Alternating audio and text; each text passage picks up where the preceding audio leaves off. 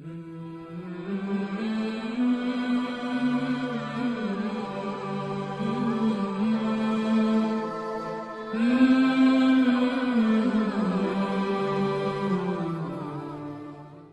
سپارہ ہے سورہ آل عمران، آیت نمبر 95 سے آگے پڑھیں گے۔ اعوذ باللہ من الشیطان الرجیم، بسم اللہ الرحمن الرحیم۔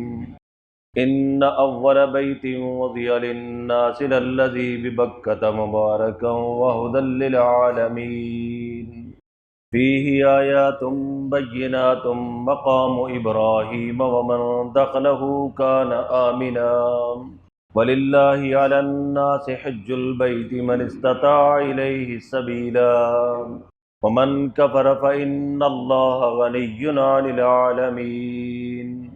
ان اول بیت، بے شک سب سے پہلا گھر، وضع للناس، جو بنایا گیا لوگوں کے لیے، ببکہ، مکہ میں ہے، مبارکن، برکت والا ہے، وہدی للعالمین، اور ہدایت ہے جہان کے لوگوں کے لیے، فیہ آیات بینات، اس میں نشانیاں ہیں ظاہر، مقام ابراہیم، مقام ابراہیم ہے، ومن دخلہ کان آمنا، اور جو اس کے اندر آ گیا اس کو امن مل گیا، وللہ علی الناس، اور اللہ تعالیٰ کا حق ہے لوگوں پر، حج البیت، حج کرنا اس گھر کا، من استطاع الیہ سبیلا، جو قدرت رکھتا ہو اس کی طرف راستہ چلنے کی، ومن کفر، اور جو نہ مانے، انکار کرے، ان اللہ غنی عن العالمین، بے شک اللہ تعالیٰ بے پرواہ ہے جہان کے لوگوں سے۔ ان آیات کے بارے میں کچھ باتیں ہم پڑھ چکے ہیں۔ فرمایا کہ ان اول بیت وضع للناس للذی ببکہ، بے شک سب سے پہلا گھر جو مقرر کیا گیا لوگوں کے لیے وہ بکہ میں ہے۔ مقرر کیا گیا یعنی کہ عبادت کے لیے بنایا گیا، اور وہ گھر بکہ میں ہے۔ جس طرح مکہ کا نام مکہ ہے، اسی طرح اس کا نام بکہ بھی قرآن کے اندر ہے، للذی ببکہ۔ بکہ اصل میں ناف کو کہتے ہیں، ناف، تو یہ بھی پوری دنیا کا درمیان ہے، تو یہ وجہ بھی ہو سکتی ہے اس کو بکہ کہنے کی۔ اور دوسرا بھائی، ناف وہ جگہ ہے جہاں سے بچے کو غذا ملتی ہے، جو ماں کے پیٹ میں ہوتا ہے اس کی غذا ناف سے دی جاتی ہے۔ تو ایمان والوں کو جو روحانی غذا ہے، اس غذا کا جو مرکز ہے وہ مکہ ہے، اس لیے اسے مکہ بھی کہتے ہیں کہ مسلمانوں کو روحانی غذا کا جو انتظام ہے وہ مکہ مکرمہ سے ہوتا ہے۔ اور اللہ رب العزت کی جو تجلیات، جو رحمتیں نازل ہوتی ہیں، وہ سب سے پہلے بیت اللہ پہ نازل ہوتی۔ سیدنا ابراہیم علیہ السلام نے مکہ کے لیے دعائیں مانگی کہ اللہ اس کو امن والا شہر بنا دے، اور اس کے رہنے والوں کو پھلوں سے رزق عطا فرما، ان کی معیشت کو بہتر کر دے۔ اور یہ بھی عرض کیا کہ اللہ لوگوں کے دل جو ہے نا اس طرف مائل ہو جائیں، کھنچتے چلے آئیں مکہ مکرمہ کی طرف۔ اور شروع زمانے سے آج تک لوگ مکہ کی طرف ایسے کھنچتے ہیں جیسے لوہا مقناطیس کی طرف کھنچتا ہے۔ ہر آدمی کی چاہت، حتیٰ کہ اسلام سے پہلے بھی لوگ جو ہے وہ جو ہے نا وہاں پہ جاتے تھے، طواف کرتے تھے، وہاں جا کے دعائیں مانگتے تھے۔ اور دوسرا بھائی، بکہ کا ایک معنی ہے کہ گردن کو توڑنے والا۔ ایک تو اس کا معنی یہ ہے کہ امیر ہو یا غریب ہو، ان کی گردنیں جو ہے بیت اللہ کی طرف سجدے میں جھکتی ہے۔ اور دوسرا یہ ہے کہ جس شخص نے بھی بیت اللہ کی طرف بری نگاہ کی ہے، اللہ تعالیٰ نے اس کی گردن توڑ دی۔ نبی کریم صلی اللہ علیہ وسلم سے پہلے اصحاب فیل کا واقعہ پیش آیا کہ ابرہہ جو یمن کا گورنر تھا، ہاتھیوں کا لشکر لے کر آیا بیت اللہ کو گرانے کے لیے، شہید کرنے کے لیے، لیکن اللہ رب العزت نے ان پہ ابابیلوں کو مسلط کر دیا، اور ہر ابابیل کی چونچ میں، پنجوں میں 3 کنکر تھے، اور وہ کتنے بڑے تھے؟ جتنا مسور کا دانہ ہوتا ہے۔ لیکن وہ ایسا ایٹم بم تھے کہ اس نے ابرہہ کے لشکر کو اور ہاتھیوں کو قرآن کے الفاظ میں کھایا ہوا بس بنا دیا۔ اب آپ شہری لوگ ہیں، آپ بھوسے کو نہیں سمجھتے، تو یہ انجام کیا اللہ پاک نے۔ ان کی گردنوں کو جبابرہ، بڑے بڑے ظالموں اور جابروں کی اللہ تعالیٰ نے جو بیت اللہ کی طرف آیا ان کی گردنیں توڑ کر رکھ دی۔ ایک بکا کا یہ معنی ہے۔ تو فرمایا کہ اِنَّ أَوَّلَ بَيْتٍ وُضِعَ لِلنَّاسِ، بے شک پہلا گھر جو بنایا گیا، مقرر کیا گیا لوگوں کے لیے، اس لیے بھائی عبادت کے لیے، وہ بکہ میں ہے۔ جس طرح بکہ کا مکہ کا ایک نام بکہ ہے، اسی طرح اس کا ایک نام جو ہے بلد امین بھی ہے، امن والا شہر، مبارکن برکت والا ہے، وَهُدًى لِّلْعَالَمِينَ اور ہدایت ہے تمام جہان والوں کے لیے۔ فِيهِ آیاتٌ بَيِّنَاتٌ، اس میں نشانیاں ہیں ظاہر۔ مقام ابراہیم، یہاں مقام ابراہیم بھی ہے۔ ابراہیم علیہ السلام نے جس پتھر پہ کھڑے ہو کے بیت اللہ تعمیر کیا تھا، تو وہ گویا ایک لفٹ کا کام کر رہا تھا، وہ اوپر نیچے بھی ہوتا تھا اور دائیں بائیں بھی ہوتا تھا۔ وہ گویا اللہ نے لفٹ دی تھی سیدنا ابراہیم علیہ السلام۔ انہوں نے اللہ پاک کا گھر بنایا تو اللہ کے نبی ابراہیم علیہ السلام کے قدموں کے نشان اس پتھر پر ثبت ہو گئے، اور آج تک وہ پتھر محفوظ ہے جسے مقام ابراہیم کہتے ہیں۔ ہر عمرہ کرنے والے کے لیے، حج کرنے والے کے لیے ضروری ہے کہ وہ وہاں پہ 2 رکعت نفل ادا کرے، اس کے بعد نہ حج مکمل ہوتا ہے نہ عمرہ مکمل ہوتا ہے۔ یہاں ایک اور بھی بات یاد رکھیں کہ نبی کریم صلی اللہ علیہ وسلم نے ایک حدیث میں ارشاد فرمایا کہ آپ علیہ السلام نے انبیاء کے حلیے بیان کیے۔ جب معراج کی رات نبیوں کی زیارتیں کی نا، تو ہم نے فرمایا کہ موسیٰ علیہ السلام اتنے قد کے تھے، ایسے ان کا رنگ تھا، یہ ان کی قد و قامت تھی۔ عیسیٰ علیہ السلام ایسے تھے۔ تو جب ابراہیم علیہ السلام کا ذکر آیا، فرمایا کہ وہ تمہارے ساتھی جیسے تھے، یعنی ابراہیم علیہ السلام کی مشابہت میرے ساتھ ہے۔ ابراہیم علیہ السلام کی جب مشابہت کا ذکر آیا نا، مسلم شریف میں روایت موجود ہے، تو نبی پاک صلی اللہ علیہ وسلم نے اس کی مشابہت کن کے ساتھ فرمائی؟ اپنے ساتھ۔ تو یہاں کچھ عرصہ ہوا، آپ نے سنا ہوگا کہ چکوال میں وہ کہا جی حضور علیہ السلام آئے ہیں اور آپ کے قدموں کا نشان ہے، اور وہ جو نشان ہے تقریباً 5 فٹ کا تو ہوگا، شاید آپ کو یاد ہو۔ ہاں جی، لوگ جناب بسوں میں بھر بھر کے جا رہے ہیں، زیارتوں کے لیے جا رہے ہیں، مرے جا رہے ہیں۔ اللہ تعالیٰ معاف۔ اس وقت بھی میں نے کہا تھا کہ چلو کسی اور نے اور کچھ نہیں دیکھا، کم از کم وہاں جا کے ابراہیم علیہ السلام کے قدموں کا نشان تو دیکھا ہے، تو نعوذ باللہ کیا وہ 5 فٹ کا ہے؟ لوگوں کو سمجھ نہیں آتا، لگے ہوئے۔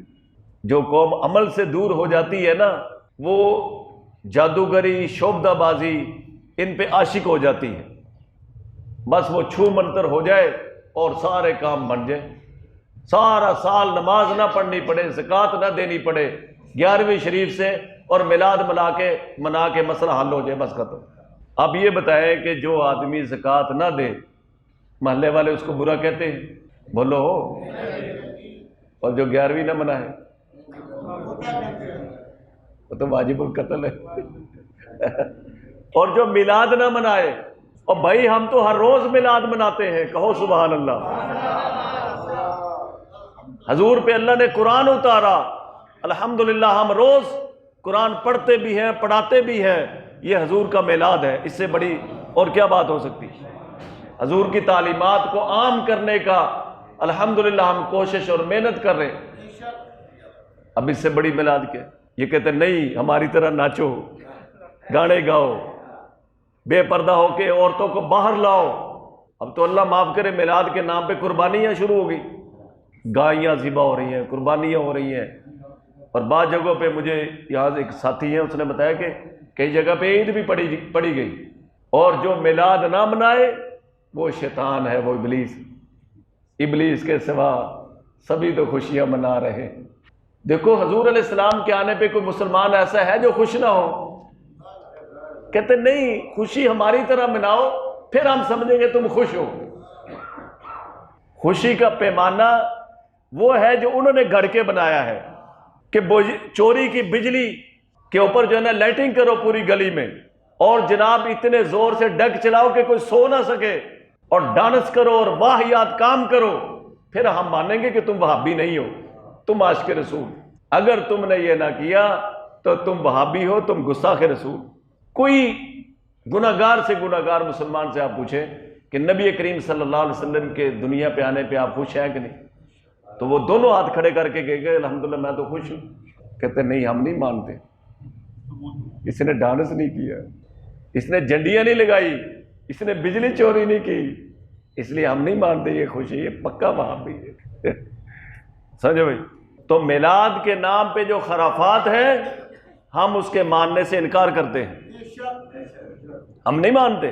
ہم وہی مانیں گے جو اللہ کے نبی نے اپنی زندگی میں کیا، جو ابو بکر صدیق نے کیا، عمر فاروق نے کیا، عثمان غنی نے کیا، علی المرتضیٰ نے کیا، حسن نے کیا، امیر معاویہ نے کیا۔ خیر القرون میں جو ہوا وہ دین ہے۔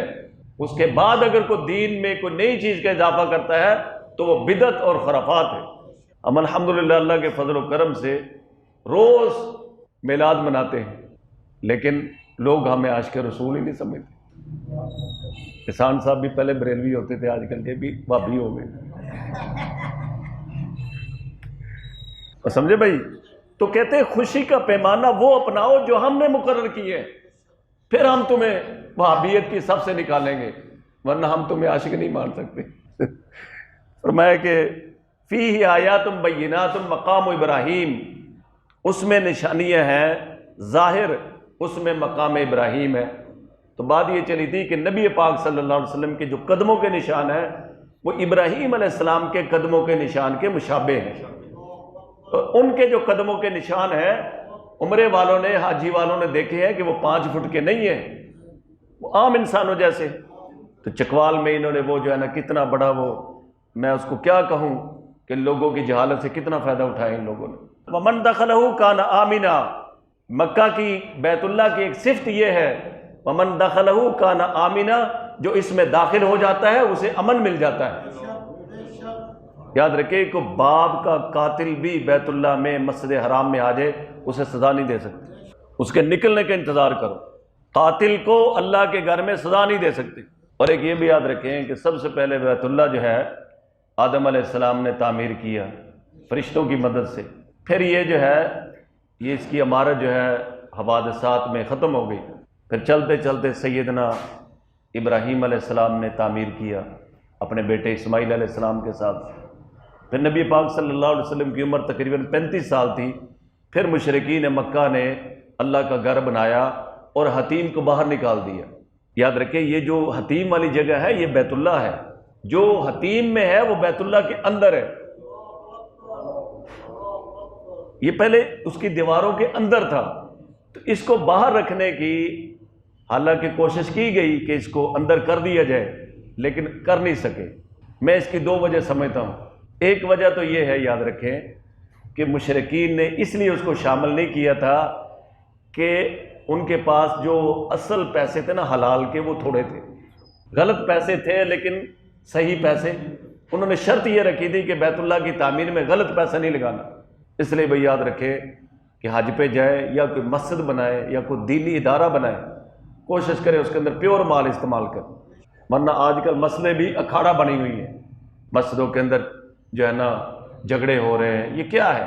وہ یہ ہے کہ جناب پیسہ صحیح استعمال نہیں، مسجد تو بناتے ہیں شوق سے لیکن یہ خیال نہیں کرتے کہ پیسہ بھی صحیح استعمال کرو۔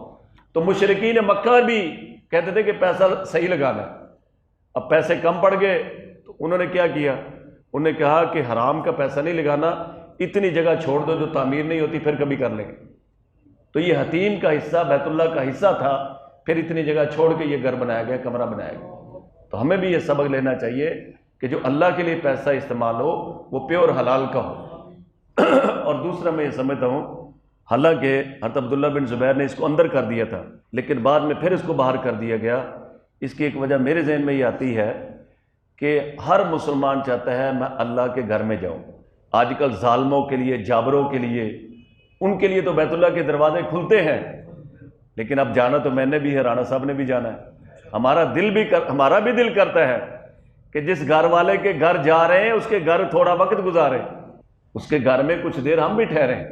ہر مسلمان کی تمنا ہے، چاہت ہے، تو اللہ نے قیامت تک کے لیے دروازہ کھول دیا، کوئی مایوس ہو کے نہ جائے۔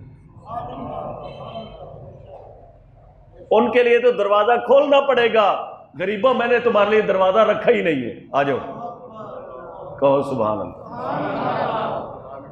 ان کے لیے تو اسپیشل دروازہ کھولنا پڑے گا نا، انتظار تو کرنا پڑے گا، چابی والا آئے گا، سیڑھی لگانی پڑتی ہے۔ اور جو غریب ہے، غریبوں آ جاؤ، میں نے تمہارے لیے دروازہ لگایا ہی نہیں۔ جو حتیم میں داخل ہو گیا وہ بیت اللہ کے اندر داخل ہو گیا۔ حتیم بیت اللہ کا حصہ ہے۔ تو فرمایا کہ فیہ آیات بینات مقام ابراہیم، اس میں ظاہر نشانی ہے، مقام ابراہیم ہے۔ ومن دخلہ کان آمنا، جو اس میں آ گیا، داخل ہو گیا، اس کو امن مل گیا۔ وَلِلَّهِ عَلَى النَّاسِ حِجُّ الْبَيْتِ، یہ انشاءاللہ کل کریں۔ اللہم صلی علی محمد عبدک ورسولک، صلی علی المؤمنین والمؤمنات والمسلمین۔ یا اللہ بیماروں کو شفا عطا فرما، مولا کریم ہماری حاضری کو قبول فرما۔ ایک عورت بیمار ہے، یا اللہ اس کو شفا عطا فرما۔ بچہ ایک بیمار ہے، یا اللہ اس کو شفا عطا فرما۔ حاضرین مجلس میں جو بیمار ہے، یا اللہ ان کو شفا عطا فرما۔ وصلی اللہ تعالی علی خیر خلقہ محمد وآلہ وسلم اجمعین برحمتک یا